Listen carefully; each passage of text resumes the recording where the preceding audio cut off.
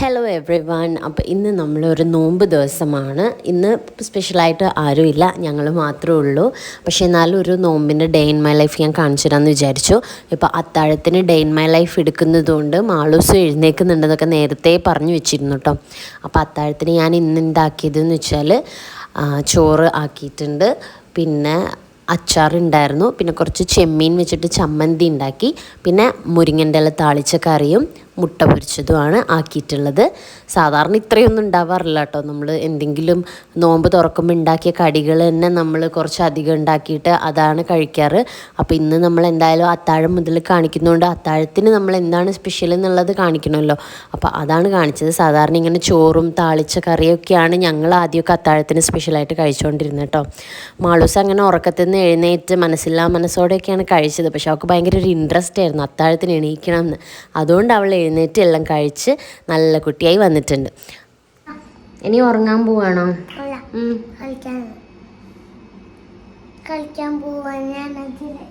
ആണോ? മേലെയോ? മേലെ എന്തിനാ പോണേ?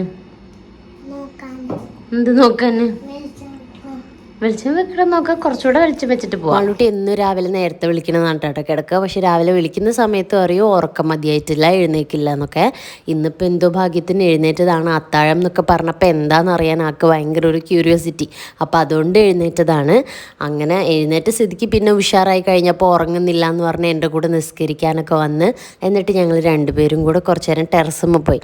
രാവിലെ നേരത്തെ എഴുന്നേറ്റ് ഇടയ്ക്കൊക്കെ നേരത്തെ എണീക്കുമ്പോൾ ഞങ്ങൾ അങ്ങനെ പോവാറുണ്ട്.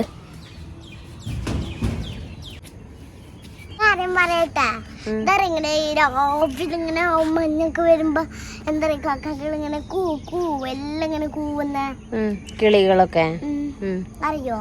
എന്താ എണീക്ക രാവിലെ എല്ലാവരും അവിടെ വീട്ടിലുള്ളവരോടൊക്കെ ഗുഡ് മോർണിംഗ് പറയുമായിരിക്കും. അത് തന്നെ. അതാ കോഴി എല്ലാരെയും വിളിച്ചെണീപ്പിക്കുന്നുണ്ട്. കോഴിയാണ് എല്ലാരെയും വിളിച്ചെണീപ്പിക്കുക. കോഴിയമ്മ എന്താന്നറിയോ, ഈ കാക്കകളൊക്കെ പറന്നു പോണ കാക്കയും പ്രാവൊക്കെ, അച്ഛൻ പ്രാവും പ്രാവും ഒക്കെ അല്ലേ? കാക്കപ്രാവോ? കാക്കപ്രാവല്ല, അച്ഛൻ പ്രാവും പിന്നെയും അച്ഛൻ പ്രാവും കാക്കയും പ്രാവും.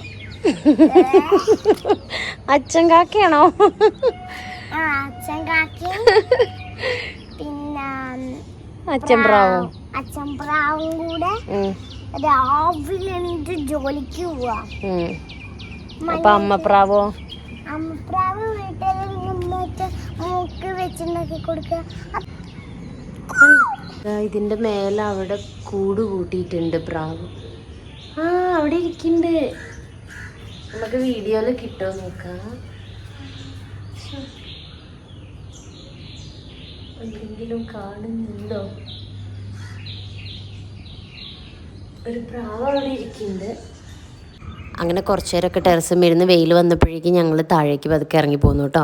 എന്നിട്ട് കുറച്ച് ചോക്കോസൊക്കെ ഉണ്ടാക്കി കൊടുത്തു. ചോറുന്നതും കൊണ്ട് ആൾക്ക് വലിയ വിശപ്പില്ല, എന്നാലും ഞാൻ കുറച്ച് ചോക്കോസാണ് ബ്രേക്ക്ഫാസ്റ്റിന് ഉണ്ടാക്കി കൊടുത്തത്. അത് കഴിഞ്ഞ് കുറച്ച് നേരം മാളൂസ് കിടന്ന് ഉറങ്ങിയിട്ട്, അപ്പം ഞാനും അവളെ കൂടെ കിടന്ന് കുറച്ച് നേരം ഉറങ്ങിപ്പോയപ്പോഴാണ് അരി വെള്ളത്തിലിട്ടില്ല എന്ന് ഓർത്തത്. പിന്നെ അത് കഴിഞ്ഞ് കുളിച്ച് നിസ്കരിച്ച് കുറച്ച് നേരം ഓതുമൊക്കെ ചെയ്തിട്ടാണ് നമ്മൾ അടുക്കളയ്ക്ക് വന്നത്. പിന്നെ മാളൂസ് എഴുന്നേറ്റ് വന്നപ്പോൾ അവൾക്ക് ചോറൊക്കെ കൊടുത്ത് ഇനി നമ്മൾ നോമ്പ് തുറക്കാനുള്ള ഉണ്ടാക്കാൻ തുടങ്ങുകയാണ്. അപ്പം ഇനി ഞാൻ മീൻ പത്തിരി ഉണ്ടാക്കുന്നുണ്ട്. അതിന് വേണ്ടിയിട്ട് മീൻ മസാല തേച്ചിട്ട് വെക്കുകയാണ്. ഇനി നമുക്കിത് ഫ്രൈ ചെയ്തെടുക്കണം. പിന്നെ ഞാൻ ബീഫ് കറി വെക്കുന്നുണ്ട്, കുറച്ച് കുഞ്ഞിപ്പത്തിരി ഉണ്ടാക്കുന്നുണ്ട്. പിന്നെ മീൻ പത്തിരി ഉണ്ടാക്കുന്നത് എങ്ങനെയാണെന്ന് ഞാൻ പറഞ്ഞുതരാം. അതുപോലെ കുറച്ച് ഇറച്ചിപ്പത്തിരിയും ഉണ്ടാക്കുന്നുണ്ട് കേട്ടോ. ചെറുകടി പോലെ നമുക്ക് കഴിക്കാൻ പറ്റും, അത് അല്ലാതെയും കഴിക്കാം കറിയൊക്കെ കൂട്ടിയിട്ട്. അപ്പോൾ ഇതിനൊക്കെ ഞാൻ പറയുന്ന പേരാണ് പറഞ്ഞത്, ശരിക്കും എന്താ പറയുന്നത് എനിക്കറിയില്ല. അപ്പോൾ നമ്മൾ ബീഫ് കറി ആക്കി വെച്ചിട്ടുണ്ട്. പിന്നെ മസാല കടി ഉണ്ടാക്കാനുള്ള മസാലയും ആക്കി വെച്ചിട്ടുണ്ട്. ഇത് മീൻ പത്തിരിയിലേക്കാണ്. ഇതിലേക്ക് തേങ്ങയിൽ കുറച്ച് ഗരം മസാല ഇട്ടിട്ട് അതൊന്ന് ചെറുതായിട്ടൊന്ന് വറുത്തെടുക്കണം. ഇറച്ചിപ്പത്തിരി ഉണ്ടാക്കാൻ വേണ്ടിയിട്ട് രാവിലെ നമ്മൾ പുഴുങ്ങലരി പുതിർത്താൻ ഇട്ടിട്ടുണ്ടായിരുന്നു ചൂടുവെള്ളത്തിൽ. അത് നമ്മൾ തേങ്ങയും ചെറിയുള്ളിയും ജീരകവും കുറച്ച് മഞ്ഞപ്പൊടിയും കൂട്ടി അരച്ചെടുക്കണം. മസാല ആക്കിയത് ഞാൻ മീനായിട്ടും കുറച്ച് ബീഫായിട്ടും മിക്സ് ചെയ്ത് വെച്ചിട്ടുണ്ട് കേട്ടോ. അത് രണ്ടും വെച്ചിട്ടാണ് നമ്മൾ കടി ഉണ്ടാക്കാൻ പോകുന്നത്. സാധാരണ ഒരു വലിയ പാത്രത്തിലാണ് ഉണ്ടാക്കേണ്ടത്, ഒരു കേക്ക് പോലെ, എന്നിട്ട് മുറിച്ചെടുക്കുകയാണ്.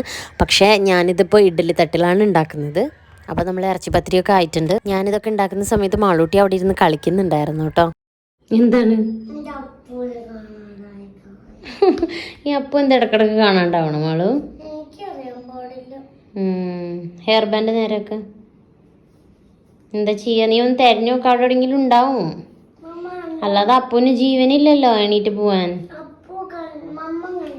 ഇല്ലേ, ഈ കുഞ്ഞിനെ തെരഞ്ഞിട്ട് കിട്ടുകയാണെങ്കിൽ വിചാരിച്ചിട്ട് വീഡിയോ എടുത്തതാ.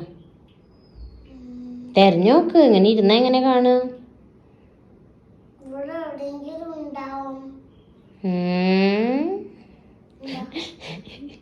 ഇവിടെ ഉണ്ട്.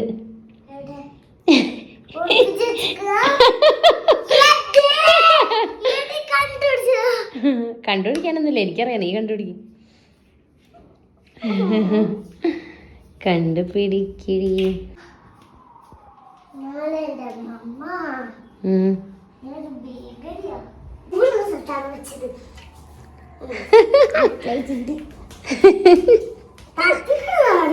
അപ്പം നമുക്കിനി കുഞ്ഞിപ്പത്തിരി ഉണ്ടാക്കാൻ നോക്കാം. അതിലേക്ക് വെള്ളം തിളപ്പിച്ചിട്ട് ഉപ്പിട്ടിട്ട് പത്തിരിപ്പൊടി ഇട്ടിട്ട് നല്ലോണം കുഴച്ചെടുക്കണം. എന്നിട്ട് നമുക്കത് കുഞ്ഞിതാക്കിയിട്ട് ഉരുട്ടിത്തരാൻ രണ്ടുപേരെ ഇവിടെ ഇരുത്തിയിട്ടുണ്ട്. അപ്പോൾ അവരത് റെഡിയാക്കുമ്പോഴേക്കും എനിക്ക് മീൻ പത്തിരി ഉണ്ടാക്കാനുള്ളത് നോക്കാം. കുഞ്ഞിപ്പത്തിരി വറവിടുന്ന ഞാൻ എങ്ങനെയാണെന്ന് കാണിക്കാൻ വിട്ടുപോയി കഴിഞ്ഞ വ്ളോഗിൽ, അതുകൊണ്ടാണ് ഞാൻ ഒന്നും കൂടെ കാണിക്കുന്നത്.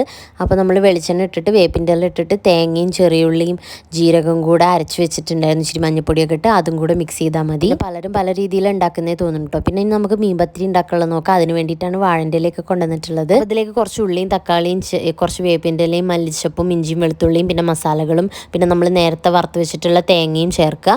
അതുപോലെ മാവ് ഉണ്ടാക്കാൻ വേണ്ടിയിട്ട് നമുക്ക് വെള്ളത്തിൽ കുറച്ച് ഉപ്പും തേങ്ങയും ചെറിയുള്ളിയും ജീരകമൊക്കെ ഇട്ട് മിക്സ് ചെയ്തിട്ട് അതിങ്ങനെ പത്തിരി പോലെ പരത്തി വെച്ചിട്ട് അതിൽ മീൻ വെച്ചിട്ട് ആ ഫില്ലിങ്സ് ഒക്കെ ഇട്ടിട്ട് പിന്നെ അതിൻ്റെ മേലൊരു പത്തിരിയും കൂടെ വെച്ചിട്ട് വാഴൻ്റെ ഇലയിൽ പൊതിഞ്ഞ് ആവിയിൽ വേവിച്ചെടുക്കുകയാണ് ചെയ്യുന്നത്.